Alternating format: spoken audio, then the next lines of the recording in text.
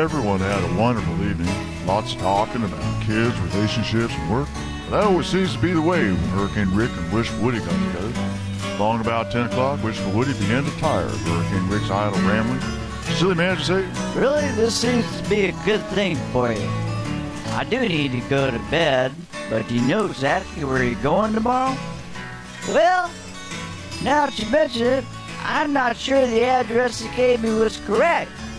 Shouldn't be a problem, though. Brownsville can't be that big. Wishful Woody then had a great idea. Do you have a map? Hurricane Rick said.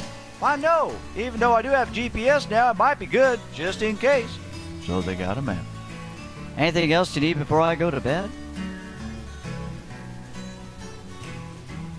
Can I use your computer?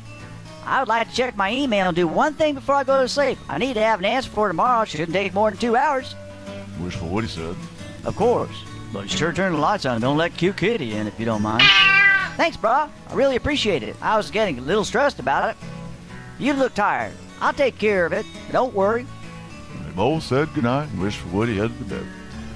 Hurricane Rick started in earnest. I really have to get this thing done and try to get some sleep. About an hour later, he was almost finished.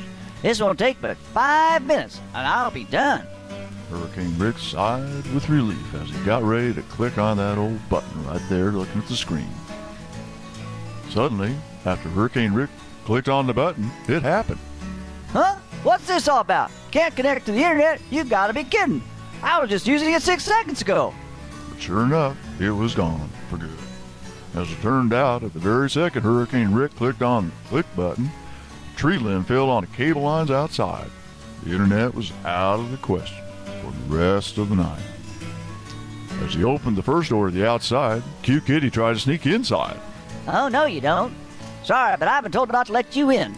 said Hurricane Rick quietly and closed the first door. He looked for a light switch but couldn't find one. The outside door was right there and it was relatively easy to see despite the rainfall. When he opened the door, stepped out on the first step with his right foot. Suddenly, the cinder block slipped. Hurricane Rick found himself free falling to the ground. That is, until his head stopped to fall when it connected with the iron barbecue grill. Hurricane Rick just couldn't believe what he was actually feeling. He just laid there stunned. What in the world? Ouch, my head hurts. But listened to her if anything was coming, but all he heard was a quiet mew from cute Kitty as it went inside the house.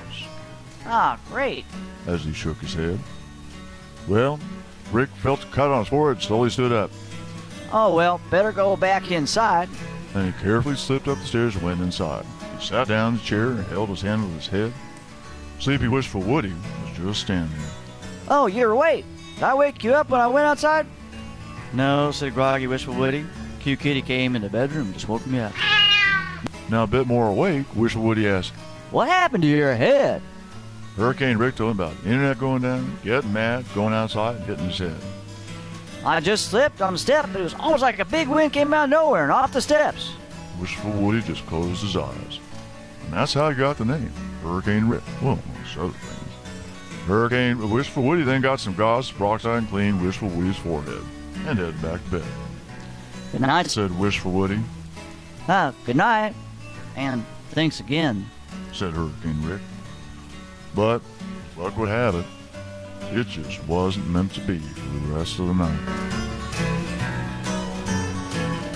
Hurricane Rick then read enough just where he felt he might field any questions interviewers might ask. It was now 4 a.m. and, well, time to clean up and hit the road. Head still hurt, quite tired, but he knew he had to make the best of things. So, got in the car and out the door he went. Turn left at the next stop sign and go 0.2 miles. Said Hal-EE quietly. Okay, Said Hurricane Rick. Continue straight 39 miles. Said Hal-EE as they continued forward. Hurricane Rick suddenly came to his senses and looked at the country road he was driving on. Hal-EE, what are you trying to do? Drive 339 miles to Brownsville on a back road? Where's my map? I've got to get back to the highway. Hurricane Rick frantically looked around and found his map. So he snatched the map, Wishful Woody had given him, said, Oh, the highway was way back there. and he threw the map back in the passenger seat, got ready to turn around, and so angrily he looked up in the rear view mirror. And guess what he saw? This is getting ridiculous. Good evening, officer. I'm sorry, my GPS tried to direct me all the way down this road to Brownsville. So I was looking at the map to see where I was going. Well, then I saw you. Officer Roby just smiled and said, You're not from around here, are you, boy? well, this took Hurricane Rick as funny, and he laughed. I guess that's pretty obvious trying to drive to Brownsville on this road. Officer Roby just looked at him, just smiled, and shook his head. He must have thought it was funny, too, and smiled before he said, I see your driver's license and insurance verification. not wanting to waste any more time than he already had, Hurricane Rick quickly complied. I'll be right back, said Officer Roby. Hurricane Rick just waited, and waited, and waited some more. Eventually, Officer Roby came back and said, The reason why I stopped is you're going 45 miles an hour in a 35 mile an hour zone. is that all? Hurricane Rick thought. I was lucky. I guess I'm going to have to issue you a citation. He continued. I guess I can't plead guilty because I was yelling at my GPS now, can I? Hurricane Rick jokingly said. Probably not. Officer Roby said, find out. Well, that's a great idea, Officer Roby. I'll do that. And by the way, do you think they have an obedience school for my GPS too? Probably not. Anyway, drive careful and good luck. Thank you, officer. Have a good day. And away he went. There was some kind of tune he was singing, but I can't really place it at this moment. Something about Alice's restaurant. Something like that.